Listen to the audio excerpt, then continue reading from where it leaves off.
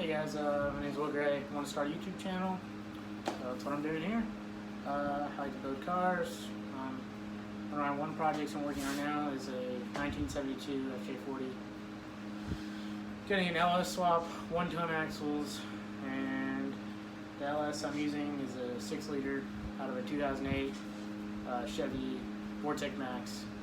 And my axles I got out of a 2005 Super Duty. It's a Dana 60 front axle, 10.5 sterling for the rear. They're pretty stock, the axles are. I think the rear has a limited slip, and I think the front's an open differential. I would like to go to lockers for it, just for off-road capabilities.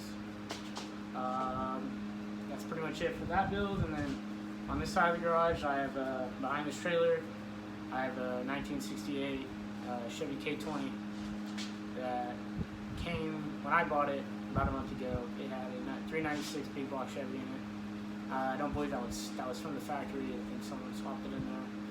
And I'm getting it's at the machine shop right now. I should be getting it back in the next couple of days. It's getting bored out to a 427 with high compression pistons, and the cylinder heads I actually rebuilt myself. I did my home little rebuild on the valve seats. I did my own grinding on those, and that truck has Dana 44s with 410 gears, and currently it's on 35s. A lot of the tires are shredded up. I'm gonna have to get new tires, but that will be my daily driver until the FJ40 is done. That's pretty much it. It's my intro to my video. Right here is the FJ40. It's all the way down to the frame. I got a sandblasted it myself, my Harbor Freight sandblaster. And there is the 6-liter LS I'm going to be putting into the FJ40. And this is my front axle. It's my rear. And these are for the FJ40. And I plan on running 35s on this thing. I'm going to be doing a spring over with a stock spring just right here, which I'll clean up and paint, make them look pretty, like I did for the motor. And right now, I'm working on the frame. From the factory, they came with these holes inside. I used them mostly for weight savings, and I'm actually blocking them off because I was having big problems with mud and dirt getting stuck when I'd go into the mud, and the mud would just sit down in the bottom of this frame, and I was just afraid of it, corroding away and rusting it out. So I'm blocking it all off. I got these plates right here cut out. They're all just tacked on here right now. Right here, all the way back. And then I'm gonna be getting a kit that boxes off all this right here. It will all be boxed. This side's almost done. This side already finished.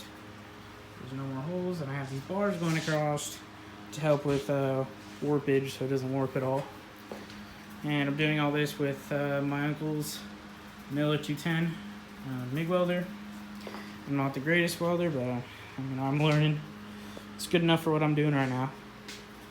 And this is the K20 right here.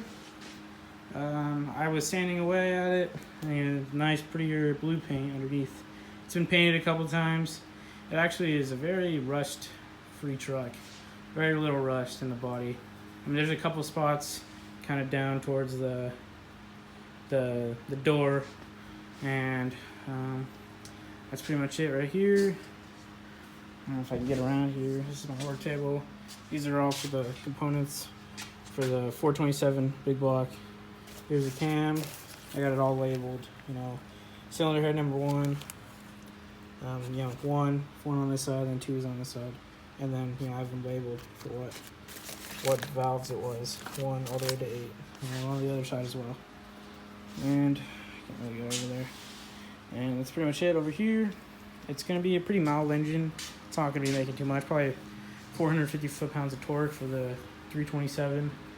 And then this 6-liter, I think from the factory it said it makes 380 for torque, and I think 365 for horsepower.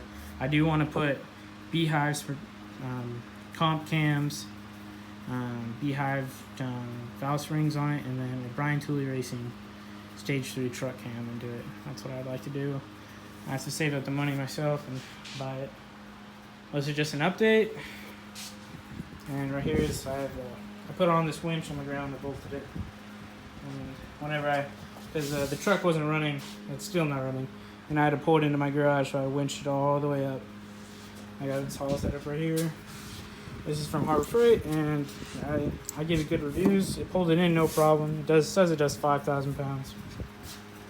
So, and right here is the cylinder head I rebuilt, and this is what I rebuilt it with. The Permatex valve grinding compound. This is a tool I got from O'Reilly's to do it with, and basically you get right here, you suction cup it on, and then you lift it up. You put the grinding compound in between these two seals where they meet, and you twist it like that until it sounds really nice and crisp, and you know you'll have a good seal. This is my dad's old toolbox. I've kind of taken it over. I got pretty much all my tools in there. This is the toolbox I bought, and that's pretty much it. Please like and subscribe, comment.